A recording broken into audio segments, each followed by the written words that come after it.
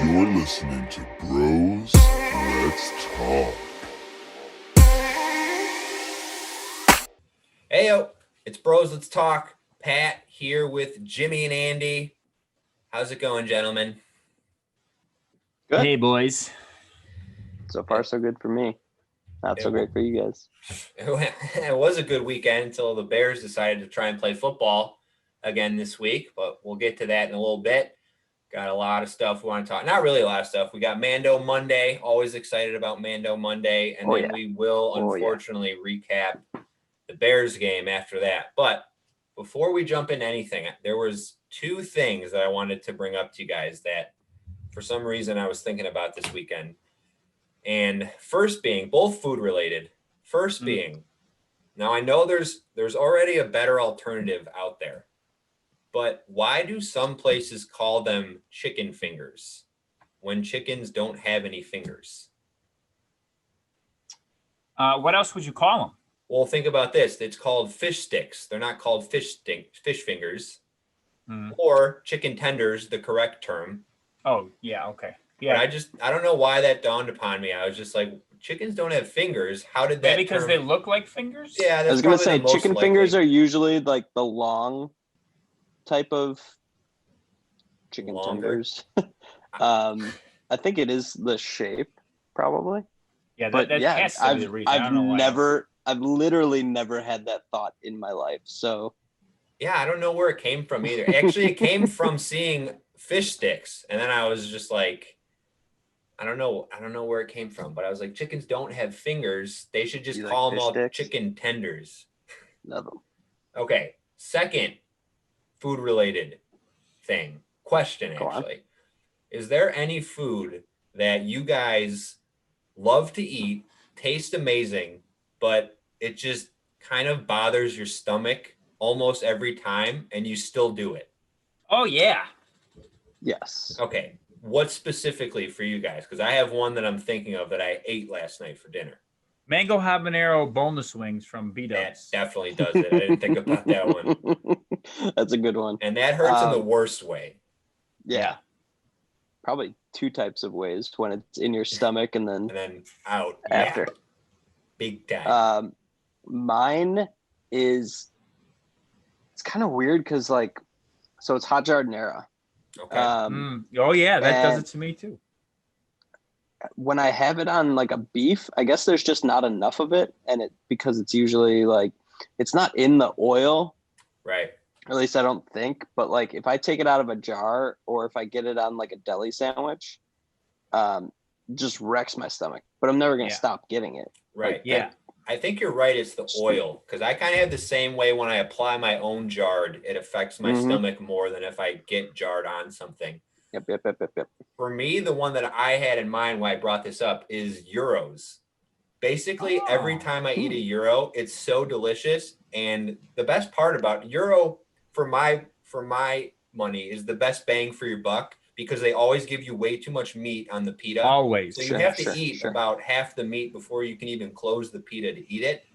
But it's just that greasy lamb meat, and it's always so good when I'm eating it. And then for the next 2 to 3 hours, it's literally just a science experiment in my stomach, just rumblings. And I don't remember the last time I had a gyro, now that I think about it. Well, and that's why delicious. They're few and far between for me, for sure, because of that reason. But we tried this we tried this place that's new to us that we just heard about the other day around here. And it's like a sandwich / gyro place. So I was like, all right, I got to get the gyro. And then all last night, I was just like, oof. There's a place by me at work that they called it a gyro platter. So they had a gyro sandwich and a gyro platter. The gyro platter was double or triple the amount of meat that would normally go on a sandwich. It's like a lunch tray filled with gyro meat. It's basically what it was, but they still gave you the pita and the tomato and the onions. It was just underneath. Those are times the meat. Very big down by work where I work. Every place has a gyro platter. I mean, that kind of sounds like the move, honestly, because then you can just control how much you make on your gyro, and then you have leftovers. Although for someone like me, I don't know how good eating gyros on consecutive days would be, but I wonder what the ingredient for you is, though. I honestly think it's just like how greasy the meat is. Because everything else, like onion, tomato, like I eat that on other things and don't really have the same sort of reaction. But it's How just often do you eat tzatziki though? that's very true. Only when I get euros. So Have you ever had the euro from Yorkies? Oh yeah, that's probably the Oh, yeah. first euro I ever ate. I think it's mine too. But that's not the meal there. When you go to York, you got to get the pork chop dinner. Go there just for the pork chop dinner. Really? Oh my God, it is the best pork chop I've ever had in my life. Huh. Speaking of pork chops, have you ever been to Perry's? I know you're a pork chop guy, Andy. That's why I'm bringing this up for you. Dude, No. Perry's pork chop is the greatest thing you'll ever eat. Where's Perry's? Maybe It's in Oak Brook. It's right across from Cheesecake, right? below Oh, it's one Wildfire. of those new places. Is that the place that took over for Real Club? I believe No. so. No, Okay. no. Okay, good. It's right across from Real Club. Okay, I was gonna say because if it was, I might not because I loved Real Club and then they took it away. But Yeah. Now I want a pork chop. Have I never told you guys about this? Yeah, you did. That's why I said this about Yorkies because I know you're a pork chop guy. Ditka's has a good pork chop too. What makes it so good? I don't think I've ever heard this story. So they call it a 7-finger pork chop, and it's because it's 7 fingers tall. Like if you stacked your fingers on top of it. This is how big the pork chop is? Yep. Like this? Or And I'll it's just do this, actually. That makes more sense. Yep. So it's that tall. It's got 3 ribs attached to it. Good Lord. They slow cook it for like 8 hours or something. Ooh. And it's phenomenal. Like I couldn't recommend a meal more. Yeah. That sounds amazing. Yeah. It's 7 phenomenal. fingers tall. Oh my God. That's probably the thickest piece of meat you'll ever see in your life. It's Unless awesome. you're blessed by God down below the belt. All right. I don't know if I'd want to be blessed with a 7-finger tall below the belt. Yeah, that's a good point. Maybe not. But, some people are walking around like that with a big old pork chop swinging between their legs. Big old 7-finger pork chop. All right, let's jump start into calling the my things. wiener Perry. Hey, this is Perry the pork chop. That's a funny nickname. Oh though. boy! All right, it's Mando Monday. Oh, yes.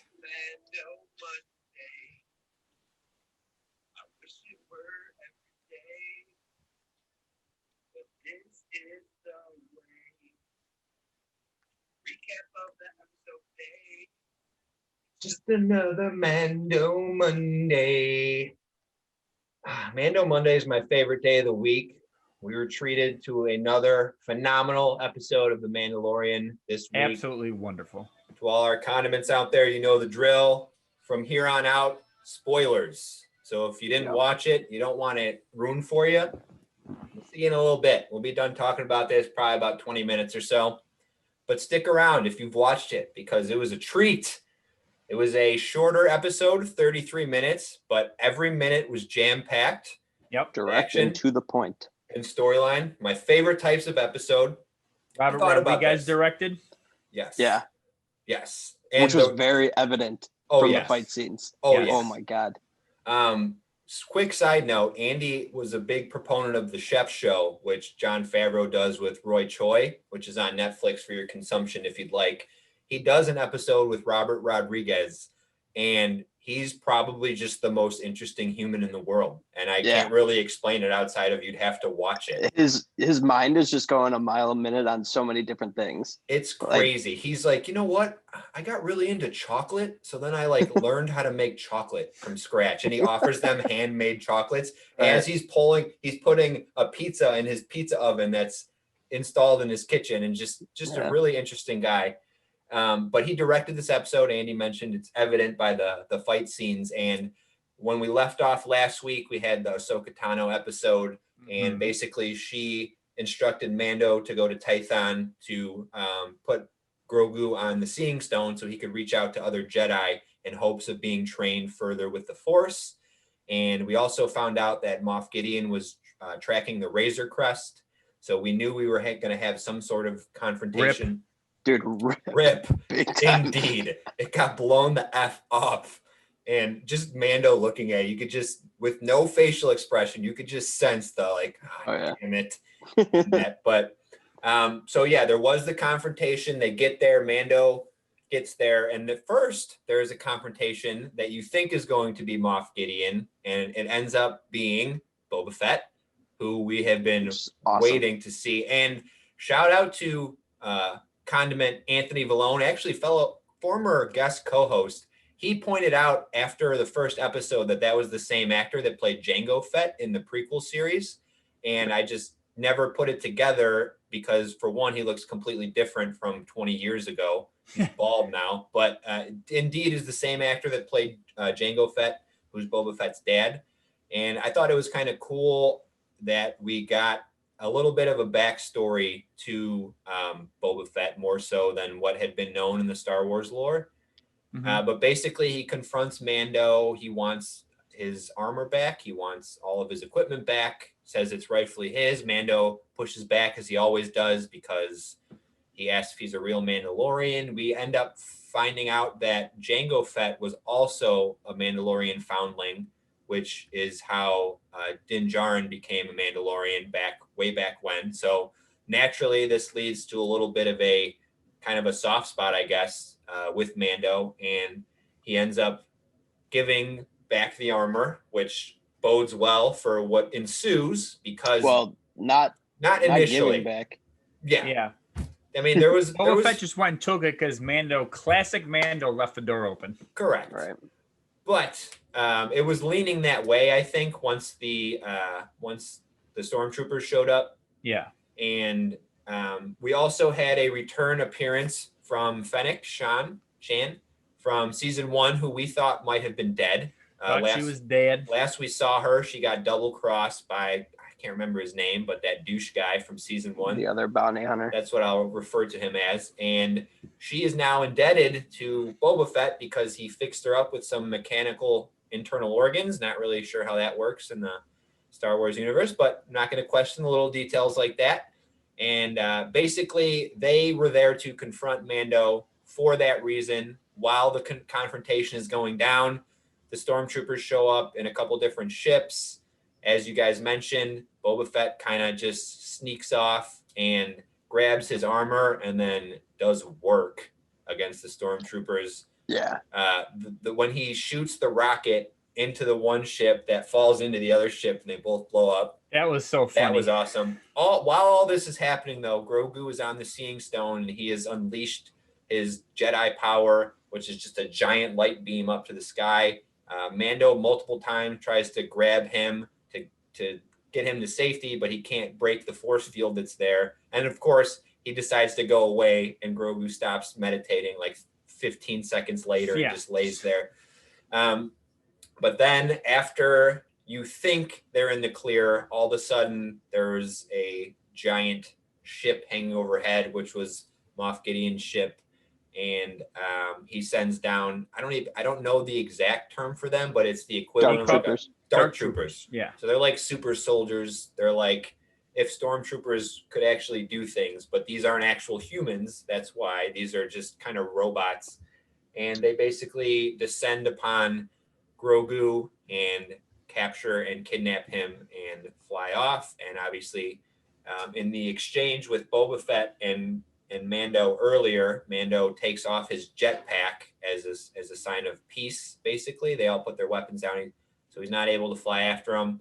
Boba Fett flies his ship, which Star Wars fans will probably be excited to see that ship return. And but now where we're left off is it seems as if it's going to go in an Avengers type team up with characters that we've seen through both seasons to try and fight against Moff Gideon and obviously get Grogu back. I forgot to mention earlier in the episode, we saw Cara Dune again, her character, and Mando is asking where Bill Burr's character from season 1, Mayfeld, is being held because he's a sharpshooter. So from the looks of it, it looks like it's going to be Mando, Mayfeld, Fennec, Boba Fett, and probably Bo-Katan as well, Bo-Katan, because she is after the Darksaber. I would be shocked if they didn't also bring in what's his face, the sheriff. Oh yeah, Con Vanth. Yeah. Yes. You're right. I forgot to write that one down. Him as well. So we're gonna get a Star Wars, Avengers, or Suicide Squad type team up. But okay, so there's the summary. I thought it was awesome. I'm sure you guys are on the same page. Yeah, the fight scene. I actually liked the first fight scene more, where Boba Fett didn't have his armor yet, where it was just nailing dudes with that staff. People, dude. It's awesome. And it was, like I said, it was so evident that it was Rodriguez's director. I think it was his debut for Mandalorian, right? It was. Mm-hmm. The fight scenes, I mean, you could have peeled those straight out of Sin City. Yeah. Like the movement types were identical. And I didn't know that it was Rodriguez at first. I didn't either. I noticed the fight scene. I was like, man, that seems really unique. And I looked it up, and I waited till the end, and it said it was him that directed, and I was like, that makes so much sense. So I thought both fight scenes were awesome. Really like coordinated, good choreography of Boba Fett just kicking ass. I thought the whole thing was it was really good. It was the first time really that they haven't, or that Mando hasn't evaded danger. So I was happy that something actually finally went wrong. And they pointed to it with the title. I kind of figured this is where the episode was going. It was called The Tragedy. Yep. But yeah, that's a good point. And they broke away from the formula, kind of. There was still a deal at the end that was in place. It was just flipped.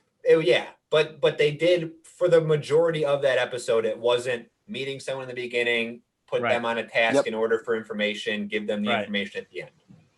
Yep, definitely. So it's good to see that they could still have episodes succeed without that formula. Agreed. So that was episode 14. 14. So there's 6 two more this season. Two more to go. This season. And they're gonna. I'm assuming they'll probably be both in like the 45, 50-minute range. I hope so. Because they have a lot to. Or we'll probably get one more like 30, 35, and then end with a bang, like an hour episode.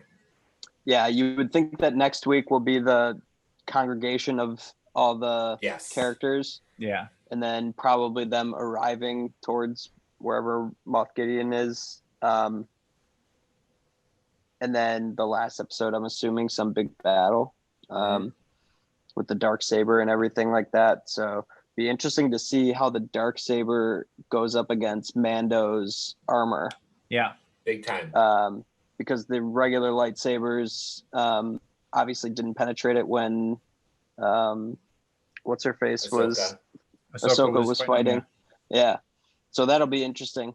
I don't know the lore of the Darksaber as well as some Star Wars fans. So I don't know if it does cut through that stuff. It'd be interesting. Yeah, the fact that there's so many people in pursuit of it makes me think that it does, like similar to like the Elder Wand in Harry Potter, where it gives you kind of unworldly powers if you wield it. And obviously in the hands of Moff Gideon, it seems like it could be a big problem. Yeah. Go ahead, Jim. No, I was just gonna say, I can't think of the name of what it's called, but he has his spear too, also that he was right. That's what it's made of the same material as his armor. If I had to guess, the initial start of that battle is going to be him going at Moff Gideon with the spear and it just being cut right in half. Him realizing that, oh fuck, this can actually right. Yeah. Damn it. I mean, each week that passes with The Mandalorian is just further stacking evidence that Jon Favreau and Dave Filoni should collaboratively be in charge of the Star Wars franchise moving forward. It feels like TV might be the future for Star Wars, with obviously Kenobi is starting to film January 2021. It's been confirmed now. I feel like there's going to be an Ahsoka Tano spinoff. Yeah, There's no I way hope Rosario Dawson signed on for one episode, a one-off appearance as this huge character in the Star Wars universe. And it's just having the Mandalorian so close to what we got with the sequel trilogies is probably the best thing that could have happened for Disney and Lucasfilm, because it was so mixed reviewed mainly by fandom. Critics actually liked the first two Star Wars and then just ripped on the third one terribly because they were trying to do lip service. But I think the fans initially loved The Force Awakens because it was the first Star Wars movie they'd gotten in 20 years. And then Rian Johnson just kind of went rogue and did his own story for The Last Jedi. And then they brought J.J. Abrams back to try and tie it up with The Rise of Skywalker. So it just left fans uneasy because really both trilogies since the original had mixed reviews. Yeah. So you kind of were starting to lose that faith that maybe they just kind of lost their touch, or specifically George Lucas had lost, at least with the first trilogy. But now I think fans are enjoying this so much that if you were to get that type of news, everyone would be all in on anything Star Wars moving forward. Definitely. I know I would be, at least. I mean, I'm all in on this show. It's so good.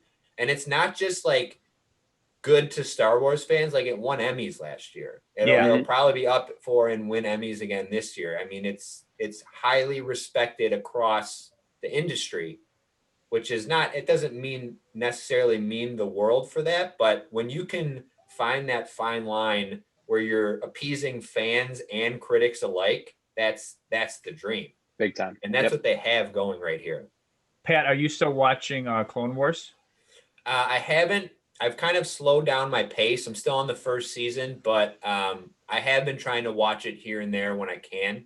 And again, it's just, I really enjoy those storylines too.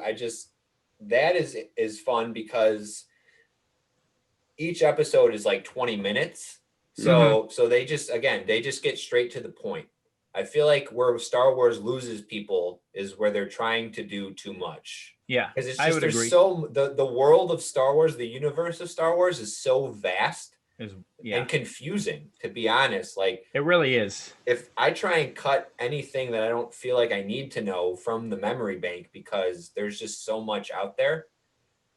That being said, I started playing the new Star Wars game. The awesome game. Yeah, so I played like a couple hours this weekend, but I'm really enjoying that as well. So it's every Friday I'm so excited to watch The Mandalorian. Yeah, it's great. It's cool to have a show like that. Makes me feel like that again. I used to feel like that about Game of Thrones, even up until the last season, and then they kind of just went out with a dud.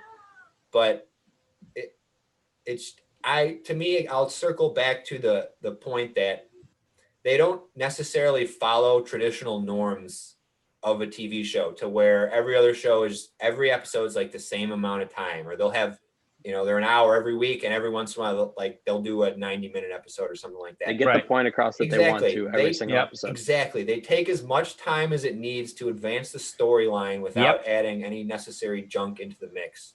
And that's how shows should strive to be. And I remember when The Mandalorian first came out, the idea of waiting week to week to watch an episode on a streaming service was insane to me. And now I don't even question it. I would rather have it this way. I like thinking about it for a week and kind of looking at all the Easter eggs that they threw in there. And we're so spoiled with seasons being dumped on us, and like, especially if you're late to a show, like powering through big time 4 episodes a day, and then you're through a season in 2 or 3 days. I do enjoy the waiting game. It lets you savor it a little bit more. Whereas if you were to go through and power through episodes of Mando, like I rewatched season 1 and kind of did that. It doesn't allow you to appreciate what you just watched. Like, kind of sit back on it, think about it a day, and then you're like, damn, that was awesome when so and so happened. Or Right. I mean, and it doesn't require you to wait 25 weeks like a network show does. You have to wait 8 weeks. So you can watch it literally November, December, where network shows pre-COVID would start in September and finish in May. Right. With They do like a 9 winter filler break episodes or whatever, in between. and, Right. It was just way too long. And me personally, most of these episodes from this season, I have given a second watch at some point throughout the week, for one, to just kind of prepare for these reviews and to make sure that I have all my stuff in order, but also just because I've really enjoyed them. And so my plan, sorry, go ahead, finish. Well, and they're all not an hour, so I can do that easily, especially with like a 33-minute episode like this. Right. It's easy to rewatch it because it doesn't take up so much of your time. So I've been talking to Josh Patterson from Fantasy, and he's a huge Star Wars person. He was telling me that to definitely watch Clone Wars, then Rebels, and go back and rewatch both seasons of Mando, because there's just so much that goes over our heads that we don't even know in terms of characters or certain words that they use. And it just makes the experience so much more enjoyable when you have a complete, full understanding of what's going on. And then you get the best of both worlds, because you have a Star Wars show that you can dump on you like that and watch 4, 5, 6 episodes at a time for a week straight, while also still having this show, which comes to week and brings so much joy to our lives. Yeah, it's so good. I'm still like on the fence about the name Grogu, but that's just a small. I don't think there. I don't think there could have been any name, because I don't think they anticipated him being called Baby Yoda. They just figured people call him the child, which I don't know how you have that misstep, but there was no name that was gonna outdo that. So it's kind of just splitting hairs, but I'm trying to get used to it. The one thing that I saw from most people is they just assumed it would begin with a Y, because the only other of that species that we've seen is obviously Yoda and Yandel. Yes. And so people just expected it to be something with a Y. I like Grogu. I think it's a fitting name. And from what I read, Favreau had that idea early on in season 1. Okay. And he went over it with Filoni, and he liked it too. And and in finding that out, that's what gave Filoni the idea to have Ahsoka be the one that introduced, because of the nature of her character, being a kind, like caring character, and being able to connect to him on that next level through the Force. So again, just to me, the collaborative effort between Jon Favreau, who obviously is just a phenomenal story writer. We've seen it. He's done the MCU, Disney, Star Wars. He's just really good at that. And then Filoni, who is just the expert at Star Wars and just tightens up all these little details. And it's just a really good working partnership. And I think that's where it's leaning. I had read rumblings a few months back before season 2 even started that at the end of the year, Kathleen Kennedy is the one in charge of Star Wars for Disney now. Her contract is coming up. They're going to let her walk, and they're going to give Favreau the keys.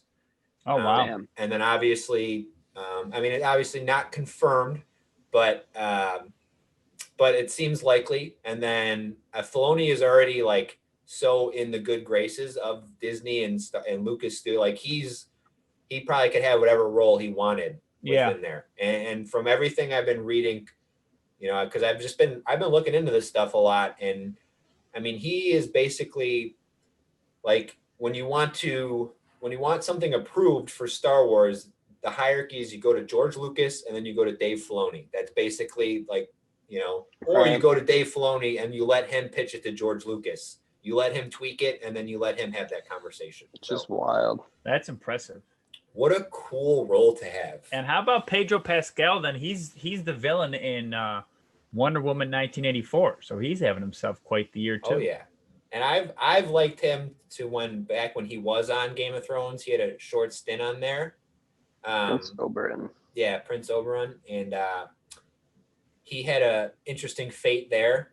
But he's just what he's doing without having his face shown at all is just beyond impressive. We've talked in the past about how Tom Hardy's a really good facial actor because he's played these roles where he has part of his face covered, so he's only using his eyes. Pedro Pascal doesn't even have his eyes to use for his emotion, but you can just hear it and he has a very distinct voice too. Yes, he does. And the grit in his voice is so perfect for the role. Yep. I agree. It was just like an A+. I mean, that's another thing about this series is just A+ castings all across the board for basically every character that they have. And I didn't know this actually, but the lady who plays Bo-Katan is actually the lady who voiced her on Clone Wars. So it's cool that they were able to keep that consistency there. And obviously with Ahsoka Tano, when you have Rosario Dawson, you're not going to bring the voice actress in to play her. But she gave her the stamp of approval, not that they needed it. But it's just, The Mandalorian is like the biggest thing going right now in entertainment. It really is. And it's cool considering not everybody can get into Star Wars. And that's why I'm trying so hard to get Alyssa to watch just a few episodes of The Mandalorian, because it's just a good storyline and it's action packed and it's exciting without having to like focus so much on the space aspect of it. The fact that they're right. So yeah, I still agree. working on that, but one of these days, Good luck. What do you want to watch? And I'll just be like, It'll happen. all right, instead of a movie, hear me out. Let's just watch 4 to 5 episodes of The Mandalorian, see if you like it, and then we'll end up watching all of them in a row. It'll be great.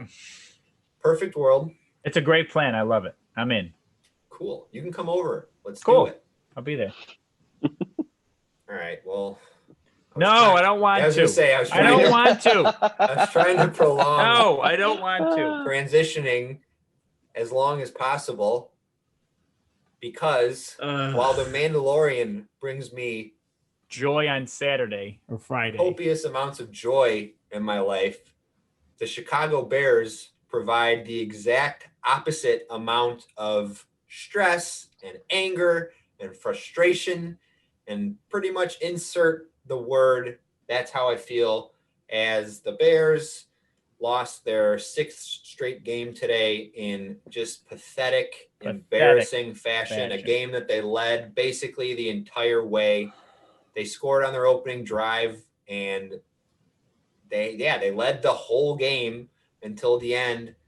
And Mitch fumbles. First opening drive points, right, of the year? Yeah, I think so. So just it was just so. And then not only that, they bring up the graphic. I think I talked on my radio show last week. Shameless plug. Wednesday afternoons, 3 to 4 p.m. Tune into SportsTownChicago.com for the Old Sport Radio Show, where I will. So, and at this point, me and the Bears, my only relationship with them is knowing what's going on for content for that show. I am not watching as a fan.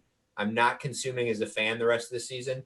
But I talked about how every week it seems like there's a graphic that they throw up that's more embarrassing than the graphic they threw up last week. And this week's graphic was third quarter scoring, and the Bears have one touchdown, 7 points in the third quarter. And that just happened, I think, games. 2 weeks ago. No, that's by their offense. So Cordell Patterson returned a second half kickoff. So they had 14 total points in the fourth quarter, but only 7 from their third quarter. Sorry, but 7 from their offense. 7 from the offense, and they didn't score today again. Week 6 against the Panthers, and they didn't score again. So now in 12 games, they have one offensive touchdown in the third quarter. So that's the embarrassing graphic for the week. We got that out of the way. The thing that was most frustrating about this game is that the Lions aren't a good team, but they were playing for their interim coach. That always happens when a coach gets fired. The Bears defense sucked again today. Sucked. 460 yards of offense given up against a depleted Lions team. And Akeem Hicks played, so there's not that excuse this week. They didn't play against Aaron Rodgers. They threw all over us. All over us. I can't tell you how many 3rd and 10 pluses that they converted for what seemed like 20, 30 yards. I mean, they went 96 yards in 2 minutes, scored a touchdown like it was nothing. I mean, like it was absolutely nothing. I think they were morally defeated last week. I think the defense is supposed to be the heart and soul of this team, and I think they have given up. They just don't have the fire that they normally sure don't. They normally do. I'm getting real sick of those weak zone coverages by Chuck Pagano. God. I can't So do it anymore. Why are you cushioning guys 12 yards?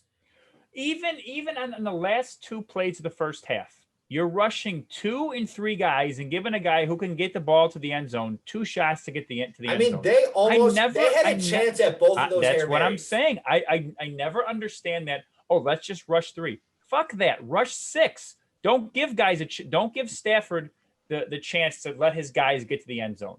Get after his ass, make him move around, maybe get a sack. Who knows what happens? I don't understand that mindset. I never have, and I continue to not understand it.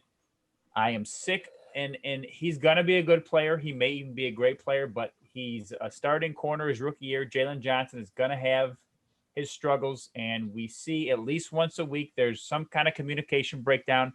Happened again today on that, I think it was Marvin Hall touchdown, where he thought he had help from Gibson. Gibson thought he was gonna stay with him, and it was an easy touchdown. And just, but I'm not saying it's Jalen Johnson's fault, because no, that's a good point. Actually, it's a microcosm of how physically he's a great player, the beast. I mean, he is a really good cornerback. But you're right. Mentally, there's something going on, not necessarily with him, but with this defense, right, where we're seeing breakdowns in communication that are leading to big plays. Right. And what the hell happened to Eddie Jackson? Are you not putting him in position to make plays anymore? You're telling me he was a top 5 safety in the league 2 years ago, and now you don't even hear his name? I don't get it. That's a head scratcher. I mean, he's just a guy now. He's just a dude. Just a guy. I mean, if he was trying so hard to catch that Hail Mary because he has no interceptions. Yeah. Has he had an interception since 2018? Well, he's had a few this year, but they've been called back. That's he's had true. 2 pick sixes, I think, and they've been called back. So I don't know how that read. I don't know. I can't think of. We haven't had a lot of takeaways in general this year.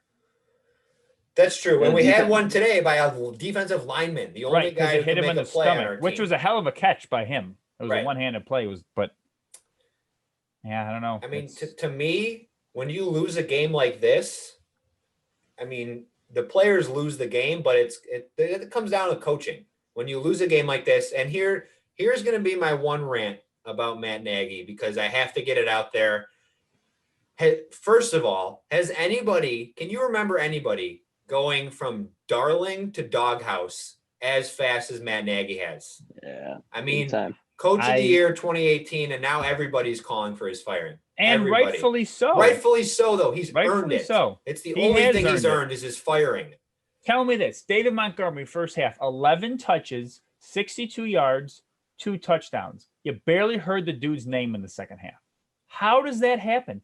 You are proving. And then you had Cordell Patterson, who had, I don't know, I think it like 5 or 6 touches and a touchdown in the first half. And then you just stop running the ball. This team can't stop you. I don't understand. So you have the ball and you're trying to run out the clock, but you pass the ball. Even though the play was wide open, it was a great play call. Mitch just missed it, strip sack. Then the final 2 plays where you're trying to get a first down and win the game, you run the ball when there's 20-some seconds left. Now, I will say, I've been standing up saying pay the man all year, but we have seen some blunders from Allen Robinson. And that play before that was a huge blunder when the DB falls down and all you have to do is literally turn around and fall forward or run his ass over and you have a first down, but you turn back outside and then run out of bounds before you get the first down. There's not even a guy there. It's just those stupid mental mistakes. And a couple plays before that, Anthony Miller runs out of bounds. When you're trying to let the clock away run. every single second you cannot have those mental mistakes. And we see them time and time again. That is a coaching thing.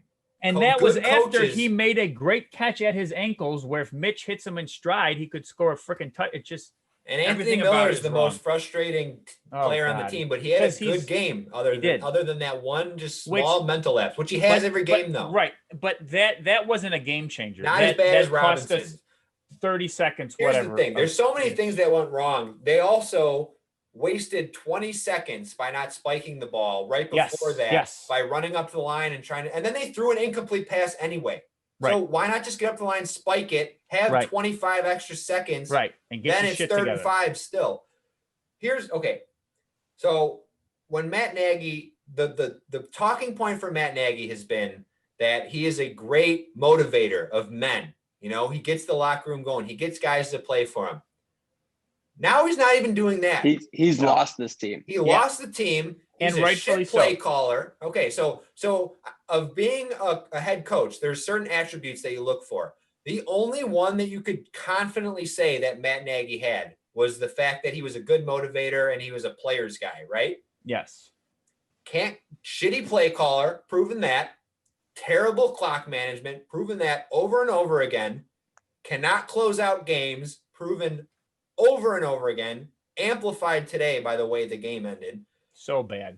There is nothing there. He has no redeeming qualities right now that you could present to Bears fans if you were to bring him back next year. Nope. Oh, There's God. none. There's none. They are him and Pace too. For as well as he drafts in the later rounds, when you trade up to take the number 2 quarterback 2 in the draft and you miss, it sets your franchise back for a while.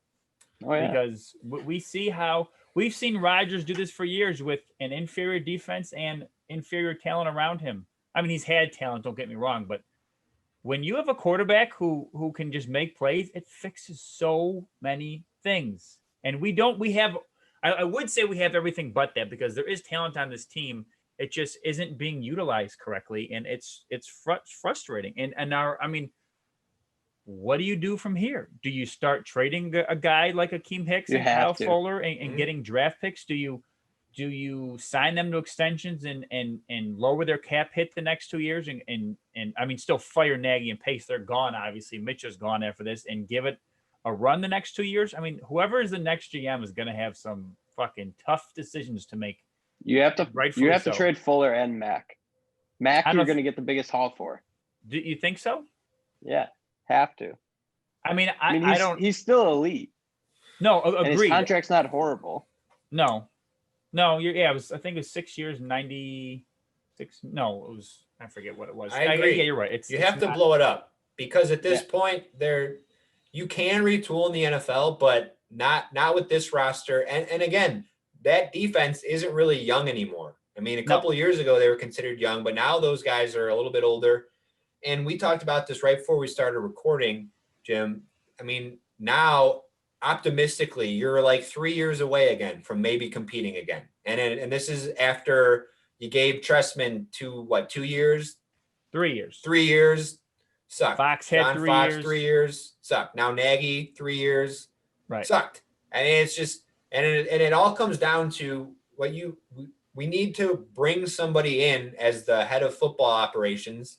Not only Nagy and Pace need to go, Ted Phillips needs to be fired, who's the president. Or reassigned, because Ryan Pace should not be reporting to Ted Phillips. That's like Theo Epstein or Jed Hoyer now reporting to Crane Kenny, who's the business manager of the Cubs. You don't do that. And you got 2 names sitting around Chicago, and John McDonough and Theo Epstein, who are not football guys, but know how to run sports teams and can bring in people to be a GM, to be a head coach, to run your team. Would the Bears do that? That'd be so fucking awesome if Theo just pivoted hard. Wouldn't that be that amazing? Would be awesome. If he was that might be the only thing that can keep my fandom with the Bears right now. Because I'm on the edge. That would be the ultimate bet on yourself move. Yeah. Even a guy like John McDonough, who I hear is a pain in the ass to work for, but maybe the Bears need someone who's a pain in the ass to work for, because I don't know what the hell's going on up there, but everyone was so in a hurry to get Lovey out of town after a 10-6 season. And we've been waiting seriously 10 years. We've had one playoff berth since that time. If this was Nagy's third or fourth or fifth year, I think he'd be fired tomorrow. Yeah, I don't think he is going to. No, he's not going to. I don't think the Bears will ever fire a guy mid-season. But that first Monday, what is it, after Christmas or New Year's, whatever it is, whenever the season ends, they're both toast. And the other frustrating thing is, when you look on offense, you have talent. I don't understand how we're just not making it work. And it's And then you bring in a new GM and he wants his guys and his coaches. So it's And when you look back at the frustrating. totality of this season, and they started 5-1, and everyone kind of knew it was smoke and mirrors, but they were still talking a big game, like we'd rather win ugly than lose Right. games. And then you started then to you lose stopped ugly. winning ugly. Right. You You started, started just losing ugly. But there was a Do you lot guys of have a first round pick? We do, yes. We do have one this year. So, Yes.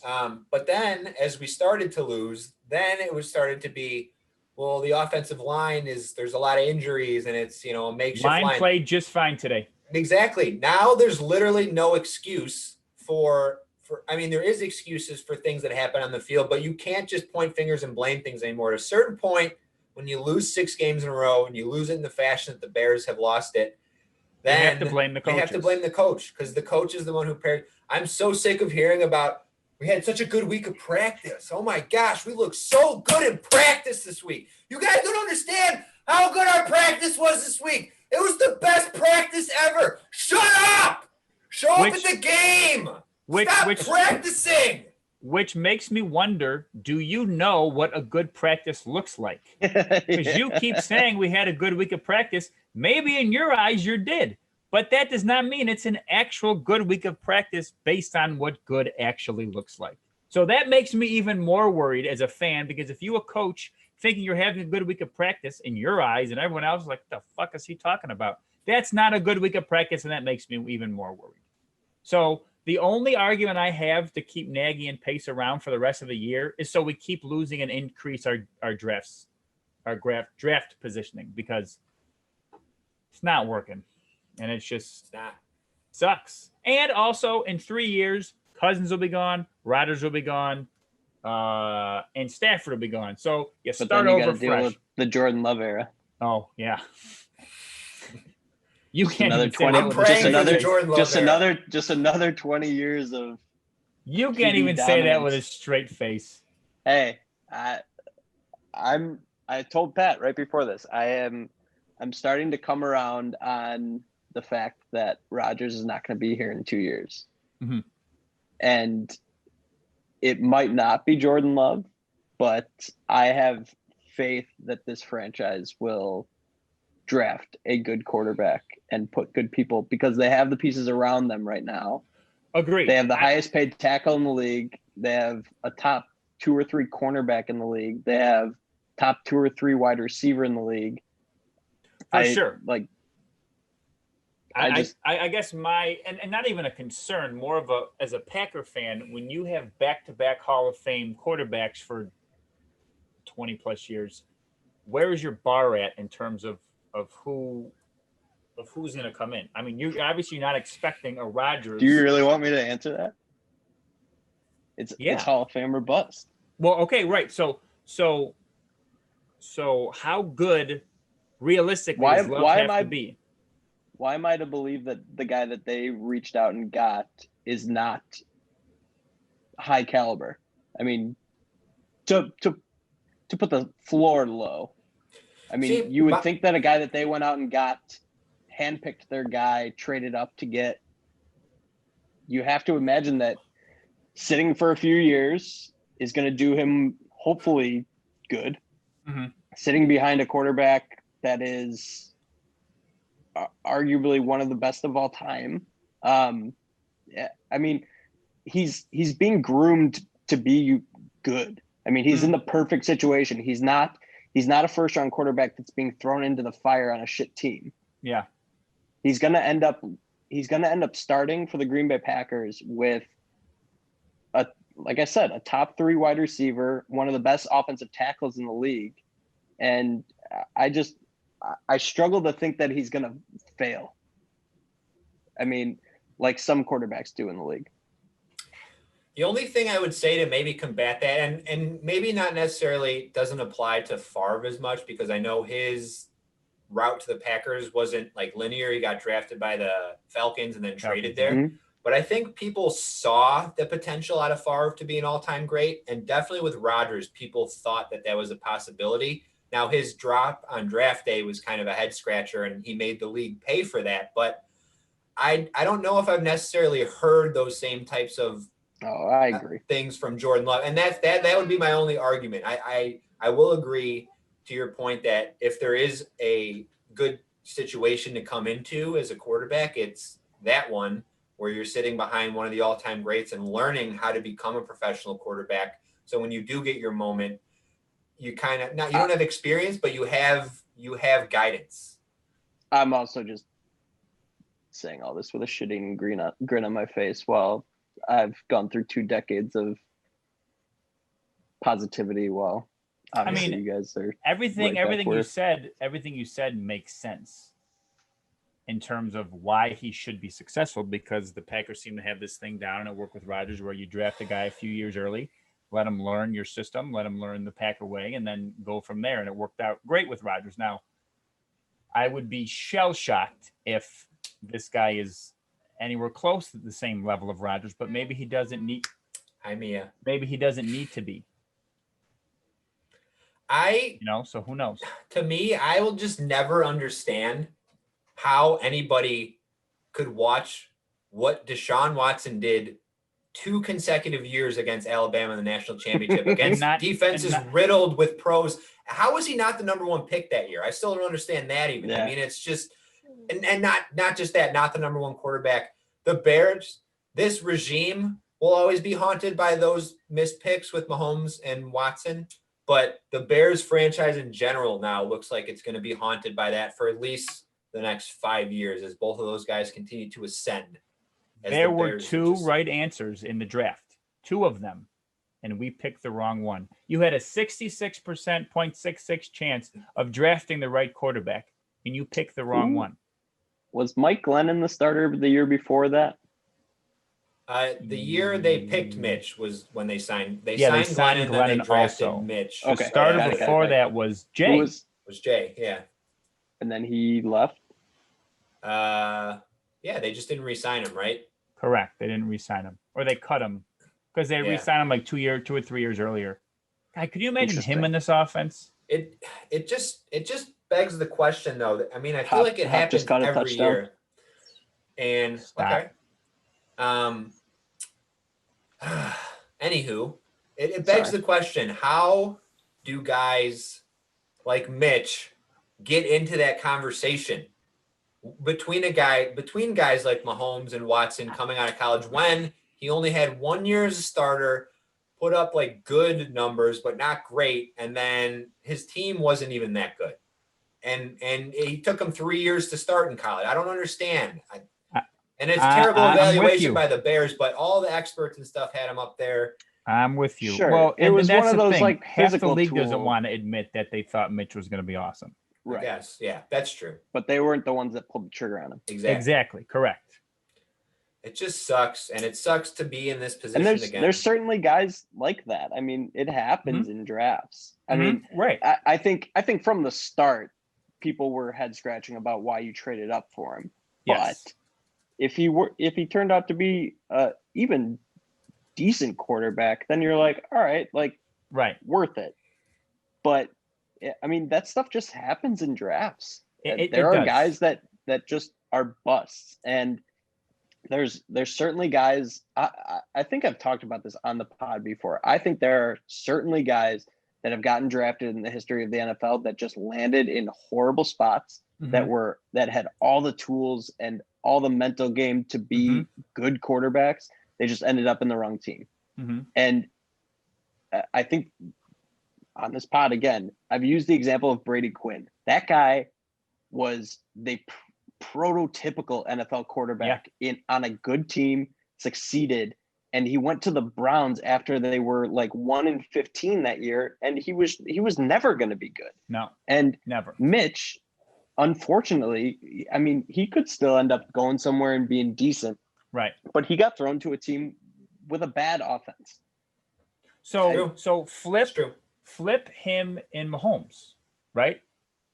Mahomes is an amazing talent, and I'm not taking anything away from him. But he's probably not off to the record start. Talk about he's at the exact opposite situation. Hall of Fame coach, one of the best receiver tight ends in the league, great offensive line.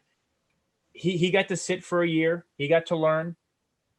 But flip him and Mitch. Now, Mahomes would obviously be better here because he's just athletically smarter and more talented. But is But he Mitch is as not awful Patrick as he is Mahomes now? Patrick Mahomes is not Patrick Mahomes if he goes to Chicago. No, God no. Not to the same level, but I right. just He'd feel still like be good. Mahomes He'd be is one better of than those Mitch, guys like Rodgers where he just has it. You know what I Yes, mean? he just does. he just Agree. but he wouldn't be off to the record setting No. pace Exactly. that he's off to right now. But But the Matt Bears would Nagy be wouldn't much be better. getting fired. Exactly. The Bears would 3 probably weeks with be pace. a playoff team if Mahomes Yes. was here. Agree. Yes. And I And guess last year.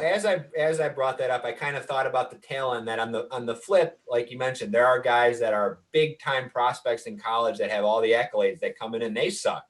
I mean, look Yeah. at RG3. He came in and lit the league on fire his first year and just never found his footing again after that, mainly because Mike Shanahan worked him into the ground.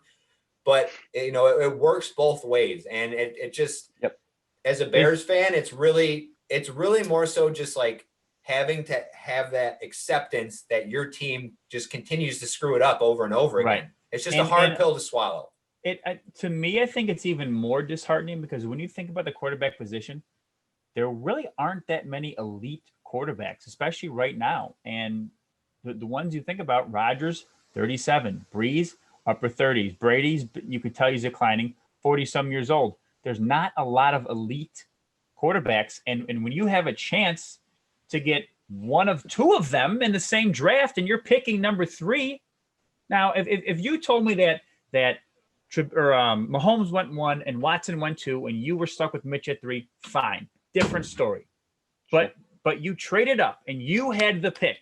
Cleveland went Myles Garrett. You had the pick. You got to choose and you picked the wrong one. And based on everything you've seen, every scouting report, every tape, you can't put together a better reel of Mitch than you can of the other two. And to not even like interview Watson it's unforgivable. Yeah. And ultimately 2 years later, 3, 4 years later, it's going to cost you your jobs. Yep. That taste is going to be in the mouth of the Chicago Bears entire organization until those guys are gone. Which isn't even Nagy's fault because he wasn't here for that. Sure. But it's 100% all over pace. Until they are gone, you are always going to have that lingering what could have been? We made the wrong decision, which is why you have to clear house. Like you to just move past and be like, all right, new organization, new regime. They're going to go in, do their thing, kind of like what we've done with the Bulls. I mean, now we can be like, all right, Boylan, everything. We were chalking that up to Garpax for the longest time. Right. Now we are moved on. Yep. We don't have to worry about that bullshit in the past. And until the Bears do that, they're going to always think about what is going on with Deshaun Watson. And we've seen Patrick now Mahomes. 4 teams do this, right? We saw the Blackhawks do it. We saw the Cubs do it. We're witnessing the Bulls and the Whites, not so much the White Sox, but when Rick Hahn, who we already had in place, was finally given the keys to do his thing, we saw how it can be done. All 4 sports teams in Chicago have done it. It's time for the team that arguably is cared about the most in this city of all the sports teams to do that. Will they? I don't know. I sure hope so.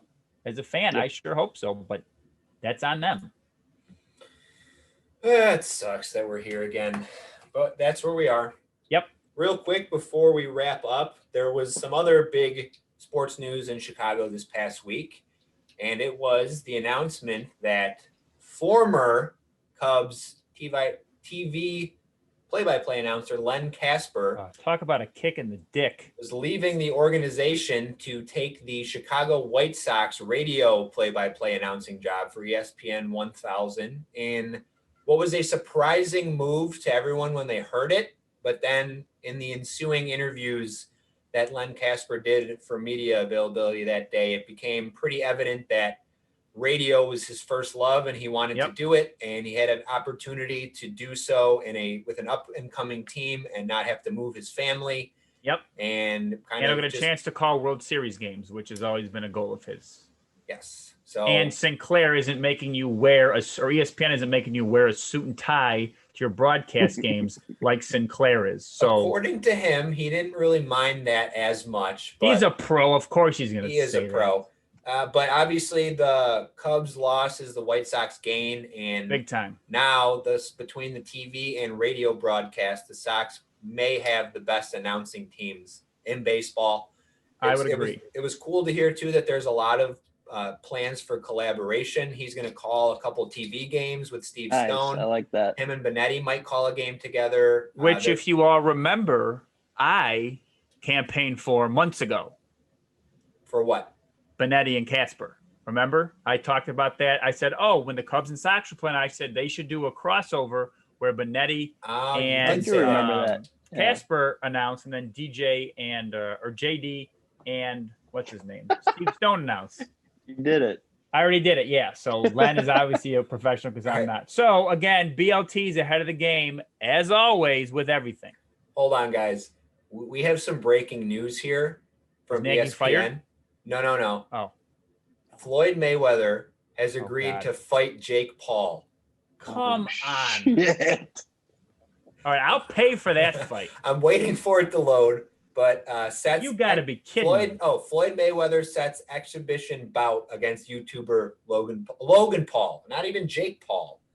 I don't give a shit which Paul. I just want to see one of them get their What asses is going knocked out. on in the world of boxing right now? It is kind of crazy. Back to Kasper real quick, though.